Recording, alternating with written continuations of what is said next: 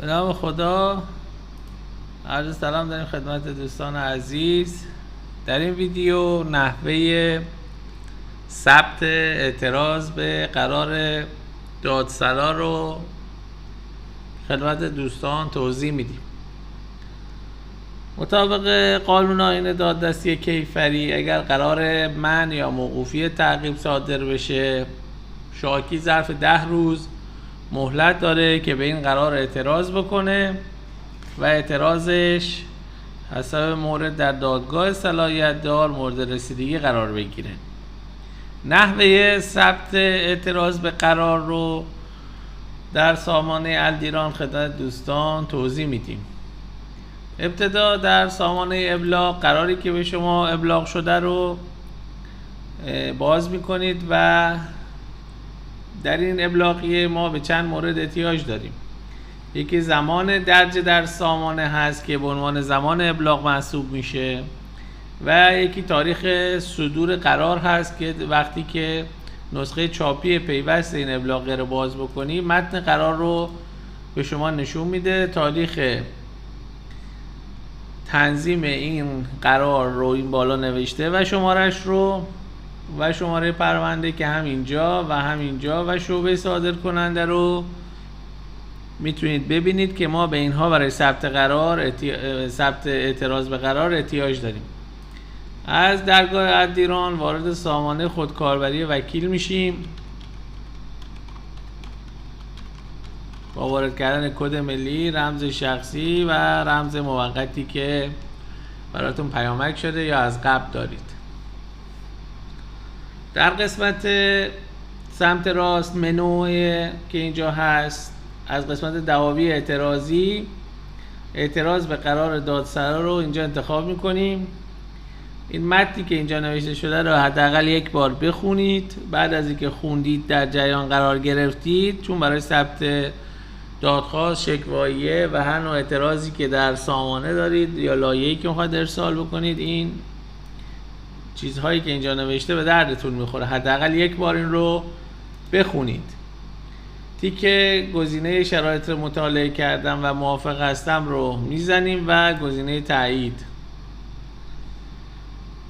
برای اینکه بدونیم به کدوم مجتمع قضایی باید این اعتراض رو ما ارسال بکنیم، روی دکمه نارنجی رنگ کلیک میکنیم.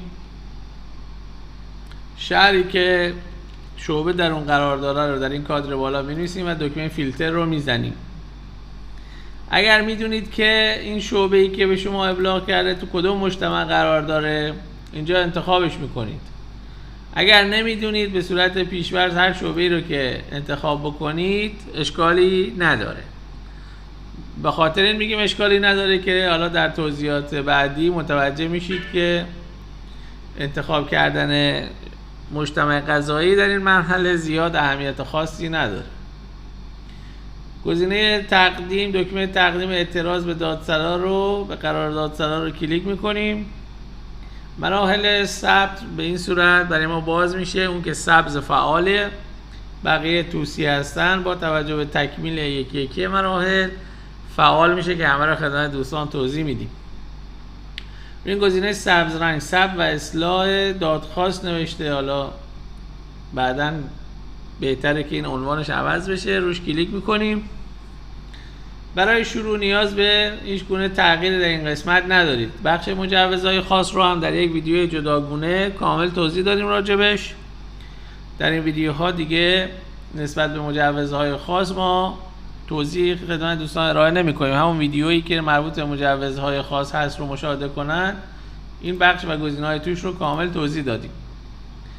از دکمه مرحله بعد یا تب اطلاعات قرار میتونید استفاده بکنید این بالا و مرحله بعد رو باز بکنید.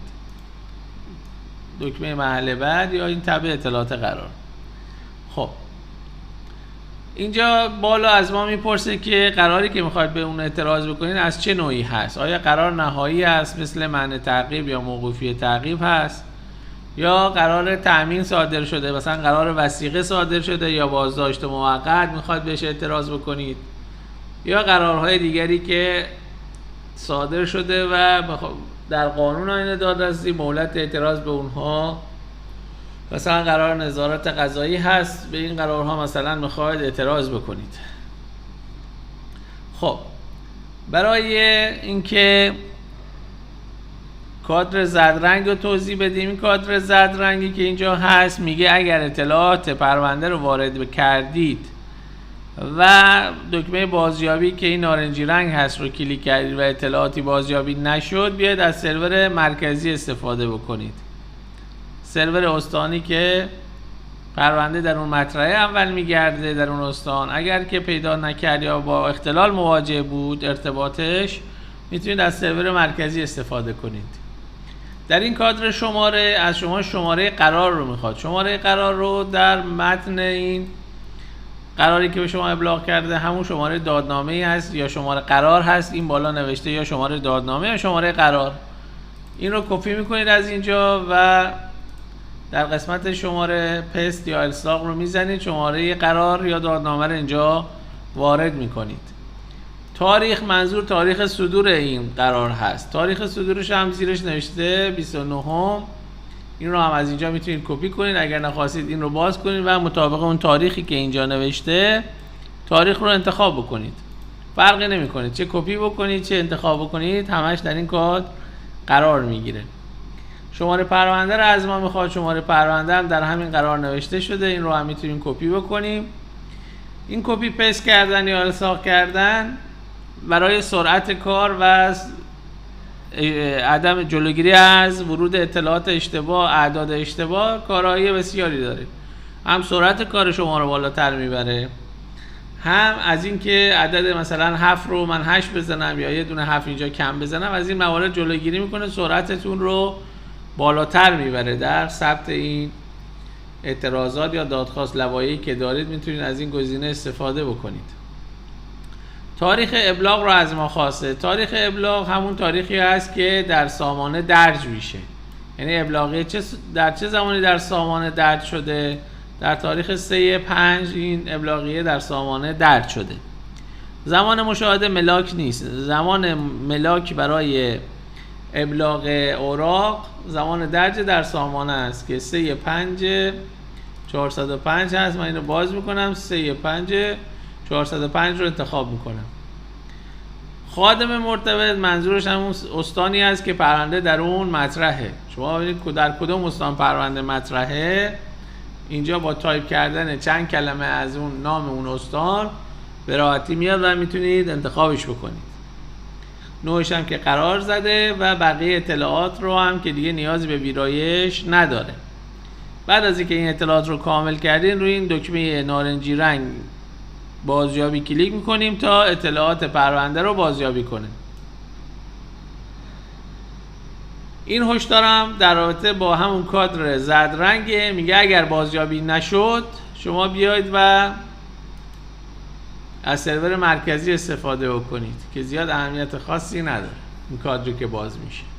حالا بله یا خیر رو بزنید. در صورت اگر چون ما اطلاعات رو از روی خود دادنامه کپی پیست کردیم، معمولا بازیابیش با هیچ گونه خطایی مواجه نمیشه. در صورتی با خطا مواجه میشید که یا سامان قطع باشه یا اطلاعاتی که اینجا وارد کردید دستی وارد کرده باشید که به خطا بخورید. خب این بخش بازیابی اطلاعات پرونده. از دکمه مرحله بعد یا موضوع قرار میتونید برید مرحله بعد. اگر اینجا عناوینی تکراری بود، یه دونش رو باید پاک کنید. اینو معمولا از سیستم استخراج میکنه بر اساس اتهاماتی که هست و شکوایی‌ای که مطرح کردید رو به صورت اتوماتیک خودش بازیابی میکنه. اما اگر اینجا 2 تا عنوان خیانت در امانت یا 2 تا انتقال فروش مال غیر داشتید، یه دونش رو باید پاک بکنید. خب موضوع قرار رو هم کاری نداریم، به حال خودش رها میکنیم طبق اون چیزی که بازیابی شده. درخواست دهنده شاکی پرونده است که شاکی پرونده رو فقط اینجا انتخاب میکنیم. اطلاعاتش هم خودش اتوماتیک از سامانه بازیابی کرده و اینجا قرار داده. اگر آدرسش رو بازیابی نکرده بود و آدرسش در سامانه قرار نگرفته بود، دیگه آدرس رو این پایین باید دستی وارد بکنید. در قسمت وکیل اگر وجود نداشت، باید دکمه افزودن رو بزنید که شما رو به عنوان وکیل پرونده اینجا اضافه بکنه. پس اگر وجود نداشت شما با دکمه افزودن خودش اینجا همه چی رو به صورت اتوماتیک از سامانه سنا بازیابی میکنه، اینجا قرار میده، نیاز به تغییر خاصی هم ندارید. نماینده و مطلع هم نیازی به نوشتن در این اعتراضی که من دارم ثبت میکنم نداره. شما اگر خواستید به شهادت شهود استناد بکنید در قسمت مطلع با زدن دکمه افزودن شماره ملی و تاریخ تولد، ببینید من الان خودم اینجا بازیابی میکنم به عنوان مثلا یه مطلع، به عنوان شاهد که میخوام بهش استناد بکنم، اینجا می‌نویسم اطلاعات کد ملی و تاریخ تولد شاهد رو و دکمه بازیابی رو کلیک میزنم و اینجا اطلاعات من رو میاره، بارگذاری میکنه که من میتونم به عنوان مطلع اینجا اضافه بکنم، هر چند نفری که میخوام از شهادتشون استفاده بکنم تو این قسمت اضافه بکنم. خب میام تو قسمت شرح. تو قسمت شرح هر چی که نوشته رو پاک میکنیم. اینجا شرح اعتراض مطابق سلیقه خودتون، نگارش خودتون، متن اعتراضتون رو اینجا وارد میکنید. حالا من متن رو از قبل نوشتم اینجا و کپی میکنم و اینجا پست میزنم چون من کپی پست رو خیلی دوست دارم. متن اعتراضتون هم اونجا می نویسید به هر طریقی که هست. حالا قبلا اگر دارید کپی پست میکنید، اگر نه به سلیقه خودتون متن رو می نویسید. میام تو قسمت دلایل. تو قسمت دلایل میتونید این چیزایی که اینجا نوشته رو حالا استفاده بکنید. جلب نظر کارشناس تیک بزنید، کارشناس رو بخواید. سوگند که معمولا کاربرد زیادی نداره در امور کیفری مگر برای مالی، قسمت مالی قضیه یا دیگه. استعلام اگر نیاز داره، مثلا اینجا اداره از اداره مثلا ثبت اسناد و املاک مثلا شهرستان مثلا مشهد یا مثلا شهرداری منطقه 2 فلانجا، همینجور میتونید هر چی که بخواید. درخواست استعلامی چیزی دارید که در رابطه با پروندهتون کمک کننده هست میتونید اینجا بنویسید و از دادگاه درخواست کنید استعلامات رو انجام بده. چون که در قسمت مطلع ما شهود رو اضافه کردیم دیگه اینجا نیازی به تیک زدن شهود و اضافه کردن اسامیشون نداره، چون در همین قسمت مطلع و گواه میتونید کد ملی و تاریخ تولد به همون طریق که نشون دادم انتخاب بکنید و شهاداتون رو اضافه بکنید. تحقیقات محلی، معاین محل هم که دیگه عناوینشون مشخص هست. شماره پرونده استنادی، اگر که شما پرونده قضایی دارید در مرجع دیگری که به درد این اعتراضتون بخوره میتونید اینجا شمارهش رو وارد بکنید.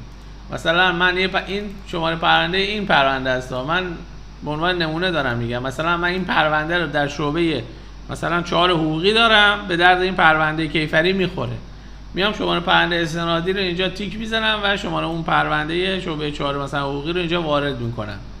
در شرح اعتراضم هم به این قضیه استناد میکنم که آقا در فلان شعبه فلان پرونده موجوده که در رابطه با موضوع ما این موارد درونش به درد میخوره. پس اگر نیاز داشتید که از اینها استفاده کنید در مرحله دلایل اینا رو تیک میزنید. خب ما الان به هیچ کدوم نیاز نداریم. شرح اعتراضمون رو هم نوشتیم، میایم دکمه ثبت موقت رو میزنیم. وقتی همه مراحل رو کامل کردید، ثبت موقت رو بزدید، کد رأیگیری به این اعتراض اختصاص داده میشه و این گزینه‌های پایین باز میشه. پس اطلاعات قرار، موضوع، درخواست دهنده، وکیل، شرح و دلایلی که نیاز بود رو ما نوشتیم و با زدن دکمه موقت کد رأیگیری به این اعتراض ما اختصاص داده شد. دکمه بازگشت فهرست رو میزنیم، میریم تو بخش منظمات. برای بخش منظمات الزامی چند تا چیز هست. یکی اضافه کردن تصویر مصدق قرار هست. شماره قرار رو میخواد، تاریخش و شعبه. و اینجا فایل هایی که میتونید بارگذاری بکنید JPG هست و JPEG، پسوند JPG یا JPEG باید داشته باشه.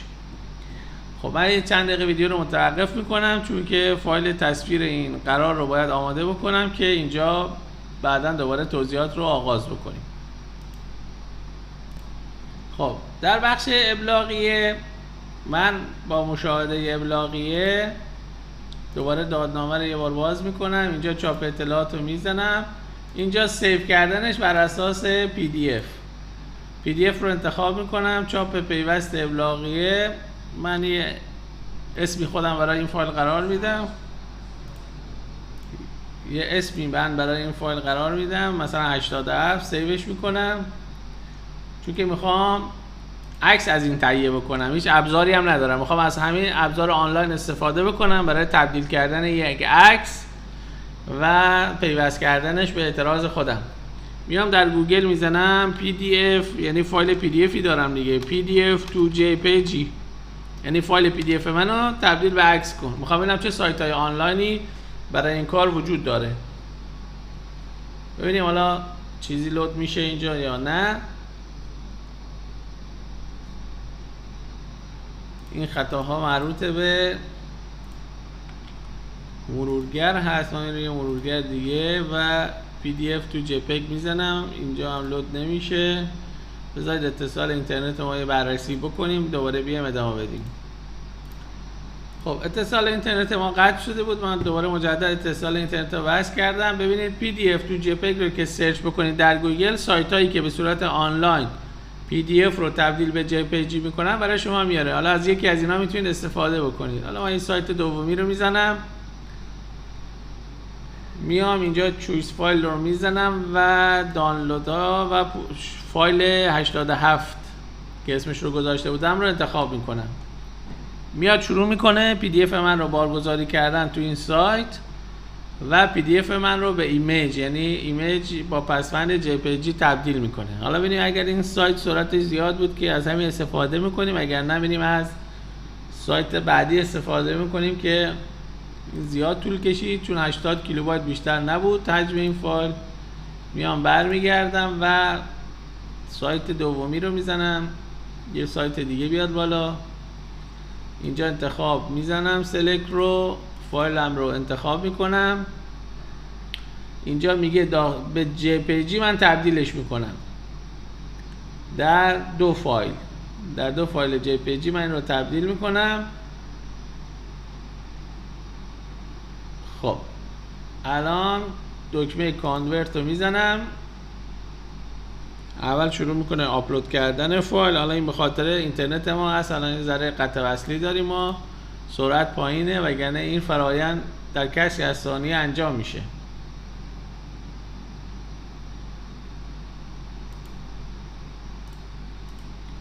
خب وقتی که تبدیل رو انجام داد نمیشه دانلود رو میزنم، در همین پوشه دانلود ها یه فایلی به من میده زیپ شده، یعنی فشرده شده، اینو سیوش میکنم.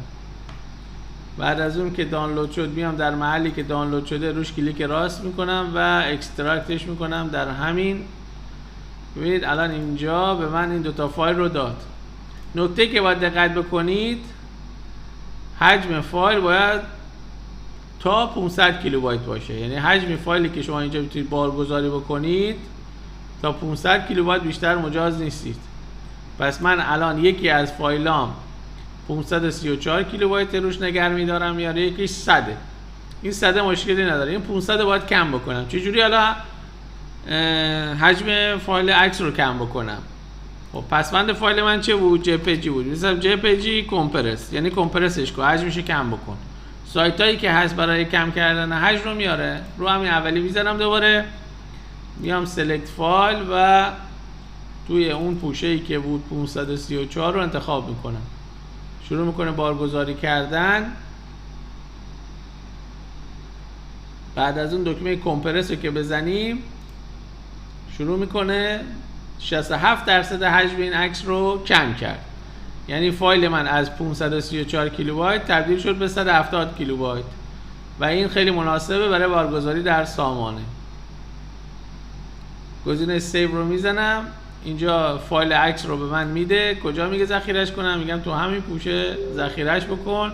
اینجا میگه همین فایل با همین نام هست، آیا رونویسیش کنم؟ میگم بله، بذارش جایگزین عکس قبلی. میام دوباره باز میکنم، روش نگه میدارم، ببینید 174 کیلوبایت طبق چیزی که اینجا بود 67% رو کم کرد. پس این از لحاظ این که شما برنامه‌ای ندارید در گوشیتون یا سیستمتون، به صورت آنلاین میتونید فایل PDF درست بکنید، PDF رو تبدیل به عکس بکنید، خیلی راحت بیاید و بارگذاری بکنید. خب برمیگردیم به بحث ثبت قرار خودمون. اینجا شماره قرار رو دوباره از من میخواد که همون شماره دادنامه است. من اینجا کپیش میکنم، دوباره اینجا پست میزنم. تاریخش تاریخ تنظیم بود، تاریخ تنظیم رو هم میگیرم اینجا کپی. شعبه صادر کننده اینجا عیناً اسم شعبه رو کپی میکنم و اینجا قرارش میدم. تعداد فایل هایی که من دارم برای قرار 2 تاست، اینو میکنم 2 تا و ثبت رو میزنم. خب من ثبت رو زدم و این رو ذخیره کردم. اول ببینید، اول من ذخیرهش کردم. الان روی دکمه دست میزنم، وقتی باز شد از طریق این دکمه انتخاب فایل بالا میتونم یک جا فایلامو انتخاب بکنم، اگر نه تک تک بیام و اینجا قرار بدم. ببینید من اگر روی این ردیف بزنم یه دونه فایل بیشتر نمیتونم انتخاب کنم، نه 2 تا. من اگر 2 تا رو انتخاب بکنم اینجا باز بکنم فقط یه دونش اینجا قرار میگیره. پس این ردیف هایی که اینجا هست برای انتخاب تکی فایل ها هست. مثلا تک تک میخوام اینجا انتخاب کنم. اگر بخوام یک جا فایلمو انتخاب کنم، از این دکمه انتخاب فایل بالا استفاده میکنم و میام هر چی فایل دارم اینجا میگیرم و بازشون میکنم، خودشون در این کادرهای پایین قرار میده. 17 مگابایت که همون 170 خورده ای بود و اون یکی که 14 مگابایت که 140 کیلوبایت حجم فایل بود. الان میتونم یک جا فایل های خودم رو بارگذاری بکنم. اگر سرعت نتتون خوبه میتونید یک جا همه رو با هم دیگه بارگذاری بکنید و سیستم هم قطعی نداشته باشه ایران. اگر سرعت نتتون پایین باشه یکی یکی از این دکمه بغل میتونید استفاده بکنید برای قرار دادن این فایل ها روی سرور. حالا من از دکمه بالا استفاده میکنم، آپلود همه رو میزنم که یه جا برای من همه رو بارگذاری بکنه، با توجه به اینکه حجم عکسام کمه و الان تایم اداریه و سرور ایران هم مشکلی نداره. بعد از اینکه بارگذاری کردیم شما باید روی این دکمه سبز رنگ بزنید تا تمام این نارنجی های این پایین تایید بشه، یعنی فایل هایی که بارگذاری کردید رو تایید بکنید. حالا من از این دکمه استفاده نمی کنم، من یه دونش رو تایید میکنم یه دونش رو نمی کنم. میخوام ببینم چه اتفاقی میفته. این مراحلی که ممکنه در حین بارگذاری مدارک براتون اتفاق بیفته رو براتون توضیح بدم. پس من اینجا یه دونه رو تایید کردم یه دونه رو نکردم که چون میخوام نشون بدم در مراحل بعد اگر همه رو تایید نکنید چه اتفاقی میفته. بعد از اینکه همه رو بارگذاری کردید دکمه ثبت رو میزنید و بدین وسیله ما تصویر قرار رو پیوست اعتراض خودمون کردیم. میایم دوباره منو رو باز میکنیم. مدرک بعدی که الزامی است که باید پیوسته این اعتراض بشه وکالتنامه است. وکالتنامه الکترونیک هست. شماره وکالتنامه رو اینجا باید وارد بکنید و رقم عقل وکاله. شماره وکالتنامه کد رأی‌گیری همون قرارداد الکترونیک وکالتتون هست. اینجا قرارش میدید و رقم عقل وکاله‌ای که از موکل گرفتید یا متناسب با قرار اعتراض به قرار دادسرا وارد میکنید و دکمه ثبت رو میزنید. 2 تا مدرک الزامی بود، یکی تصویر قرار و یکی وکالتنامه که من هر دو رو پیوست کردم. اگر اسناد دیگری دارید که میخواد پیوست اعتراض خودتون بکنید، میاد دوباره نوع پیوست رو باز میکنید، سایر ضمائم رو انتخاب میکنید، شماره یه خط تیره و نام پیوست را هم اسناد میذارید و نیازی نیست. حالا هر چند تا که دارید اینجا میتونید قرار بدید. دقت بکنید اینجا نوع فایل رو PDF رو هم مجاز دونسته، اما تمام تصاویری که شما دارید یا تمام اسنادی که دارید در قالب یک فایل PDF بیشتر نمیتونید بارگذاری بکنید. یعنی اگه من بخوام PDF بارگذاری بکنم، اگر اینجا 10 تا یا 15 تا هم که انتخاب بکنم، فقط یه دونه فایل PDF میتونم بارگذاری بکنم و دیگه اجازه پیوست کردن فایل های عکس به من نمیده. با هم دیگه امتحانش میکنیم. الان من 10 تا اینجا انتخاب کردم، ثبتش میکنم. ثبتش که کردم میام روی دکمه دست میزنم. الان میام یه دونه رو انتخاب میکنم، یه دونه فایل PDF من بارگذاری میکنم، آپلودش میکنم. اینه که آپلود کردم. الان میخوام بیام عکس انتخاب بکنم. میام مثلا دومی رو میخوام عکس انتخاب بکنم، از همین عکسایی که بود حالا یکیشو انتخاب میکنم، بارگذاریش میکنم. ببین میگه به من مجاز نیستی عکس بارگذاری کنی. چرا؟ میگه با فایل هایی که قبلا بارگذاری شدی مطابقت نداره. منظورش این PDF که من اینجا بارگذاری کردم. پس اگر شما فایل PDF اینجا بارگذاری کردید دیگه اجازه پیوست کردن هیچ گونه عکسی به شما نمیده، چه یکی، چه 10 تا، چه 5 تا. خب من الان دو تا رو انتخاب میکنم، میذارم آپلود همه، یعنی دو تا رو برای من بارگذاری. ببین اجازه بارگذاری نمیده. پس به این نکته دقت بکنید که اگر فایل PDF گذاشتید دیگه عکس قابل بارگذاری نیست. میام این PDF رو حذف میکنم با این دکمه حذف. الان چند تا پیوست دارم؟ 10 تا دارم. انتخاب فایل رو میزنم، میام یه جایی، حالا اینجا دارم، اینجا بالاخره تصاویر اینجا دارم، اینا رو انتخاب میکنم.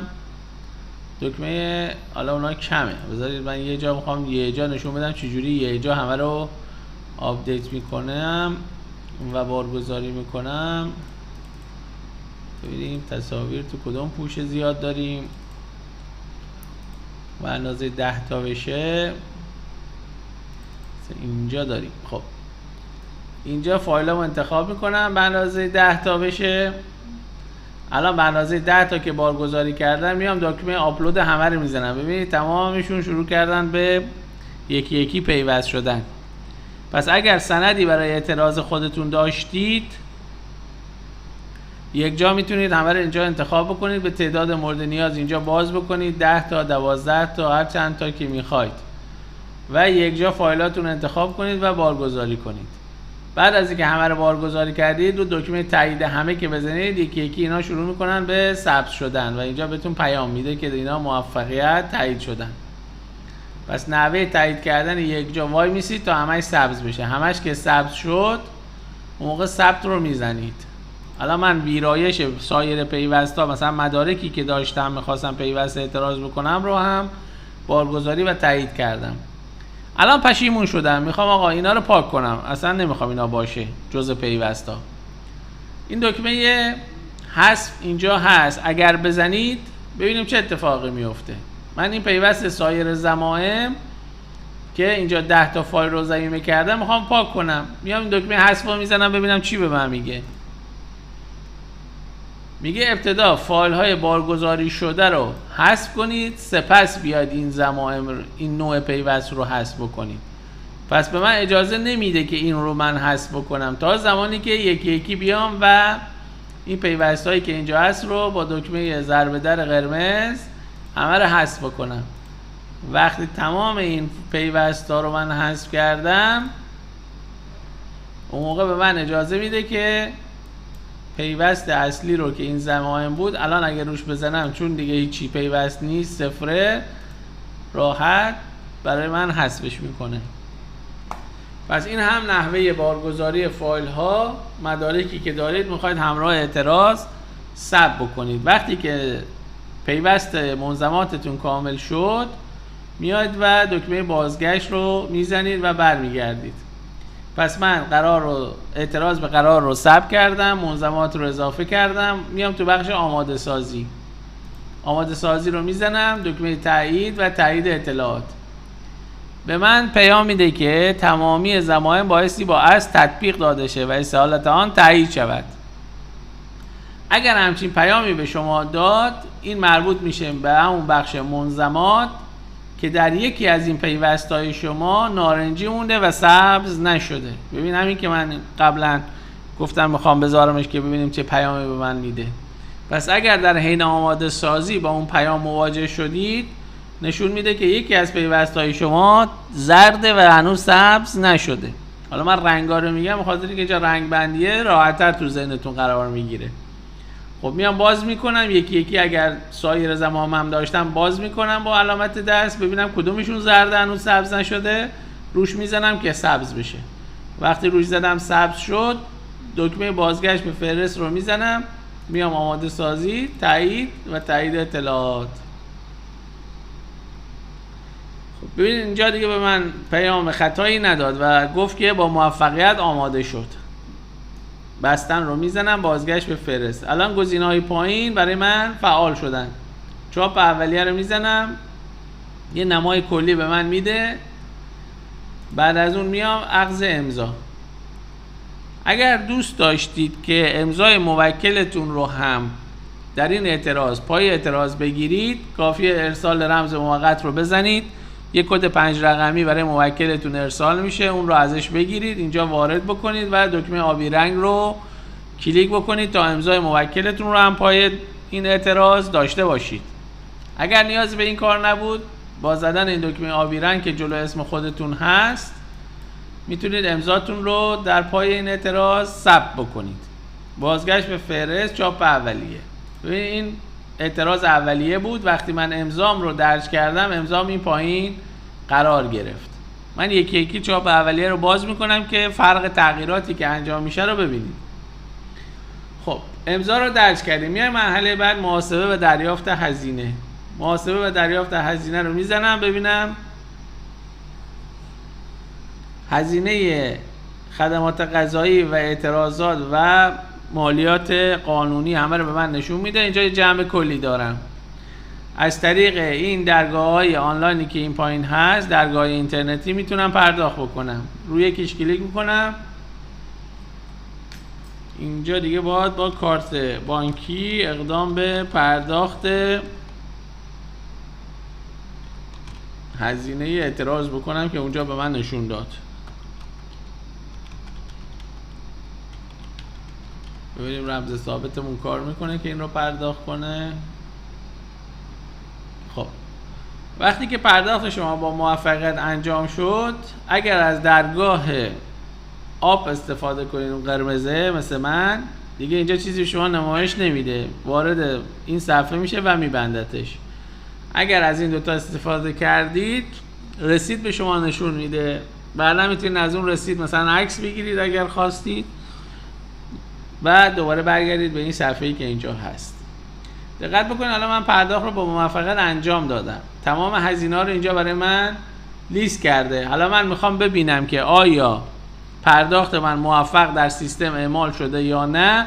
کافیه روی این دکمه آبی رنگ بزنم. تمام هزینه‌هایی که اینجا نوشته باید صفر بشه تا نشون بده هزینه‌ای که من پرداخت کردم با موفقیت در سیستم اعمال شده. یه چند ثانیه طول میکشه معمولا. اگر پولمون رو نخورن اینجا هزینه رو صفر میکنه. حالا ما چند دفعه میزنیم ببینیم پولمون رو خوردن که باید دوباره پرداخت کنیم مثل سالهای قبل، یا با موفقیت این قضیه اعمال میشه در سامانه.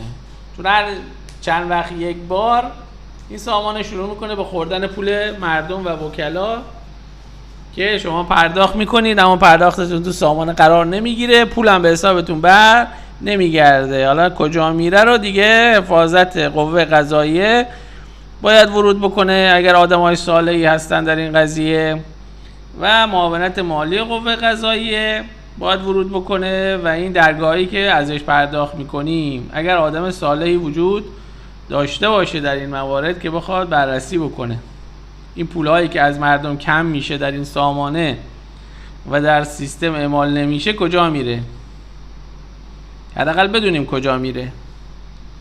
خب خطای نامشخص دوباره یه دونه دیگه میزنم مطمئن بشم. اینجا وقتی که صفر میشه یعنی که پرداخت شما با موفقیت در سیستم ثبت شده. وقتی اینجا پرداخت شما در سیستم ثبت شده اینجا صفر میشه و مبلغی دیگه برای نمایش وجود نداره.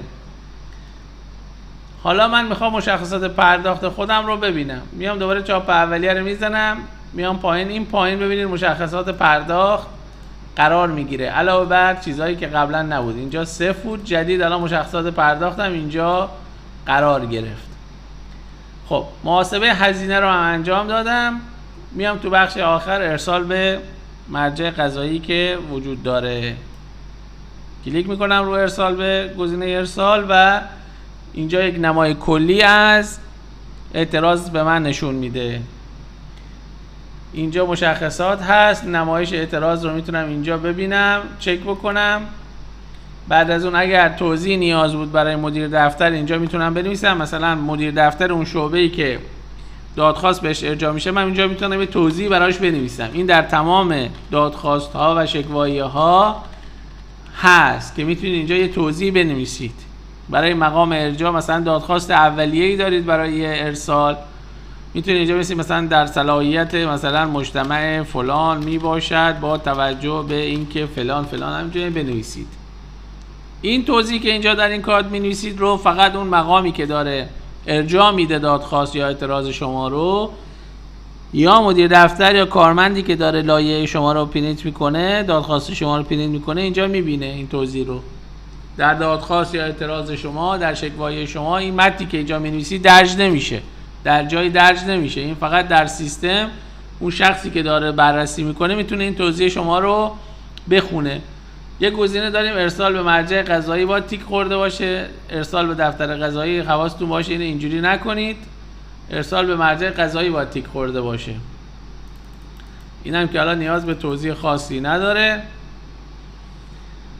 حالا من میخوام مشخصات پرداختی که کردم رو هم اینجا ببینم. علاوه بر این که توی دادخواست این پایین هست، من میخوام توی این صفحه هم ببینمش. فقط کافیه یک بار دکمه جستجو رو بزنم که این اعتراض من بازیابی بشه. ببینید من یک بار این دکمه جستجو رو زدم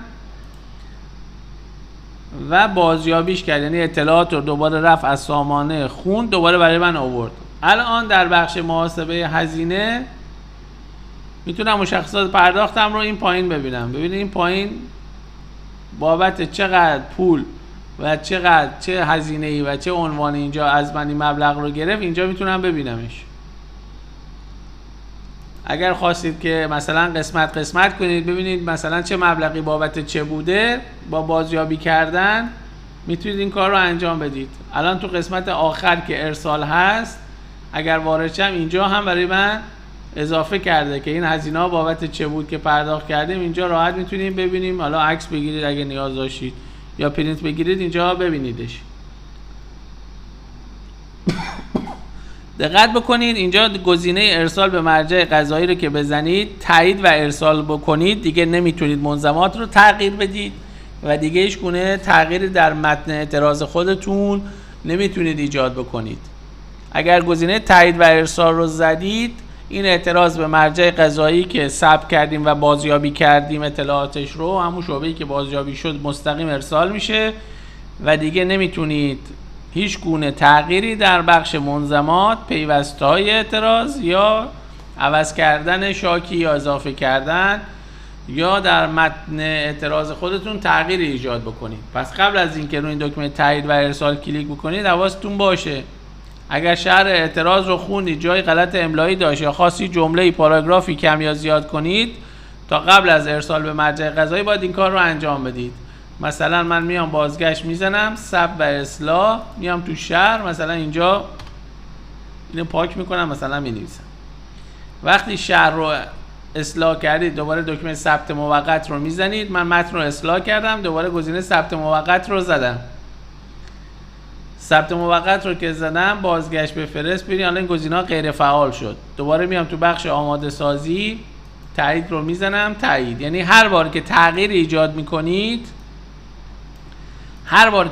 ایجاد میکنید در بخش ثبت دادخواست و گزینه ثبت موقت رو که بزنید، بیاید آماده سازی رو بزنید که این گزینه‌ها دوباره فعال بشه.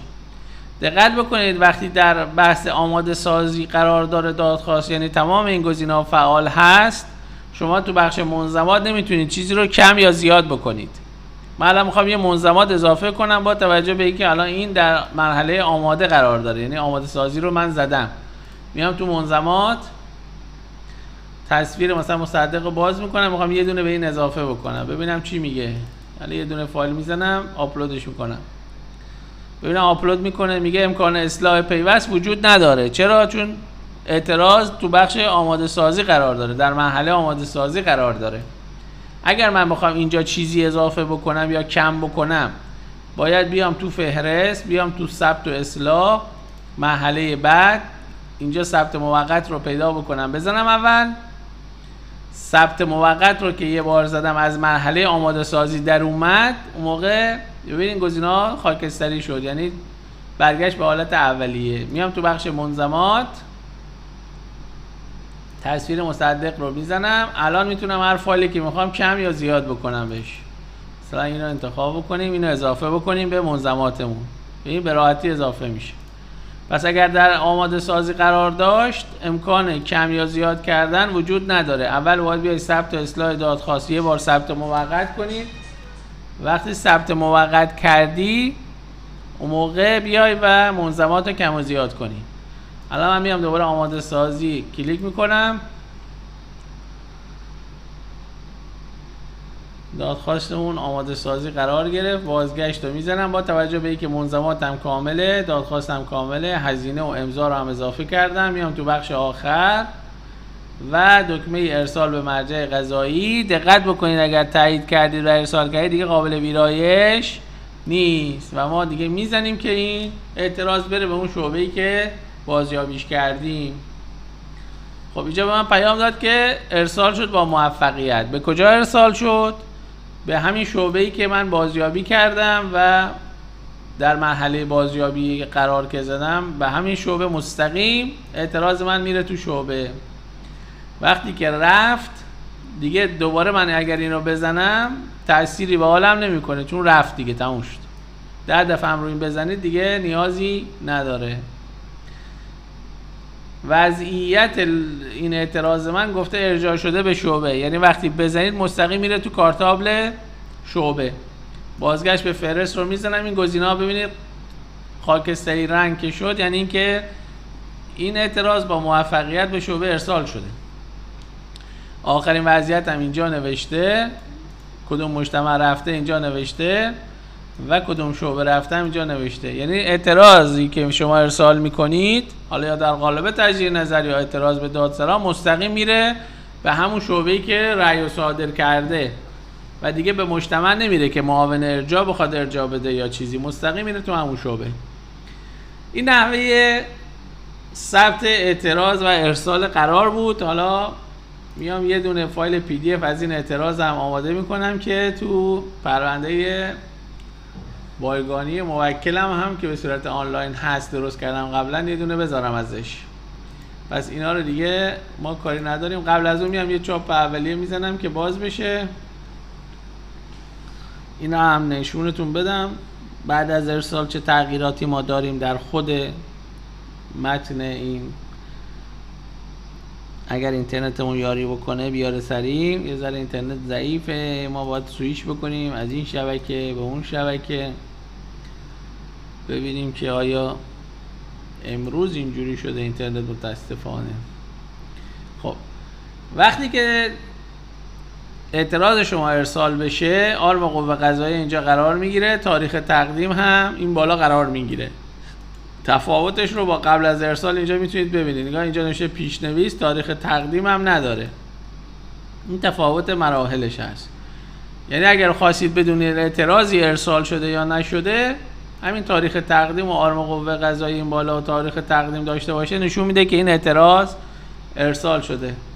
میام چاپ رو میزنم، سیوش میکنم در قالب پی دی اف در همین پوشه 87 رو همین رونویسیش میکنم که دیگه نخوام فایل زیاد درست کنم و میام در سایت ریوال اینجا خیانت در امانت رو باز میکنم. این پرونده آنلاینی هست که برای موکلم تشکیل دادم و تمام فایل‌هاش رو اینجا بارگذاری میکنم. میام یکی یکی از طریق افزودن فایل و میگم سایر اعتراض به قرار منع تعقیب. این هم به صورت بانگانی کاغذی رو که جمع کردم به این صورت میام و هر اقداماتی که برای موکلم انجام میدم رو به صورت آنلاین برای ذخیره میکنم، دیگه هر وقتم بخوام بهش دسترسی دارم. پس این هم بخشم در قسمت بایگانی آنلاین پرونده برای موکلم هست که اون اعتراضی که من ثبت کردم رو اینجا براش توی قسمت بارگذاری فایلاش تو این شعبه که براش ایجاد کردم تو سایت ریوال اینجا قرار میدن که بایگانی آنلاینش هم کامل بشه. خب تا اینجای قضیه ما به صورت کامل اعتراض به قرار، چگونگی ثبت و ارسالش و بایگانی آنلاین برای موکلمون رو خدمتتون توضیح دادیم. امیدوارم که مفید باشه براتون و تا ویدیوی بعد همگیتون رو به خداوند منان می‌سپارم.